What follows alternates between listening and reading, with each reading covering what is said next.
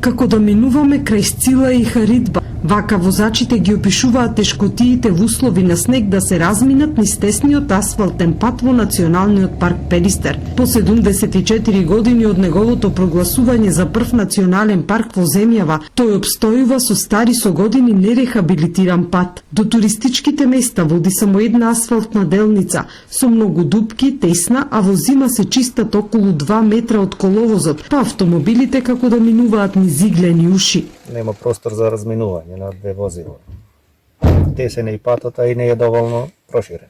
Јас мислам дека треба да биде малку подобро, значи малку да се прошири патот, да се достреди и кога во зимски период е малку да се чисти повеќе колку што треба, значи лево и десно. Мислам тие се го чистат, ама лево и десно треба да се чисти ради тоа што што први да речем будужерот или како се вика таму чисти само една страна, мислам една малку да речем. Кога има снег и работи ски патеката Копанки, преку викенд Пелистер го посетуваат стотици скијачи туристи. По патот колони од возила и нервоза кај патниците.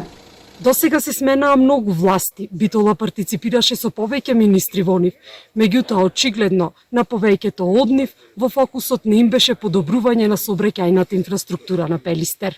Збунувачки е тоа што не се знае под чија надлежност е единствениот асфалтен пат низ паркот. На картата објавена од јавното предпријатие за државни патишта го нема. Како регионални се исцртани земјени или планински патишта. Едниот е R2331 Нижеполе, Пелистер, Брајчино, Љубојно на картата е испрекинат, зашто таква асфалтна делница не постои. Другиот е R29372 од Ротино до детското одморалиште, што исто така е земјен и само дел асфалтиран. Во вакви услови нема најава за скора реконструкција на овој пат. Централната и локалната власт велат дека можат да помогнат во негова обнова, но не се надлежни. Во текот на 2021 година веќе започнавме и го рехабилитиравме делот Битола Нижеполе со 24 милиони денари и оваа година ќе продолжиме со рехабилитација на оној дел кој што спаѓа под рангот на регионален патен правец. Се она кое што е останато од страна на локалните патни правци и е нотирано како локален пат на картите на државата, тоа значи дека овде ингеренција има општина Битола.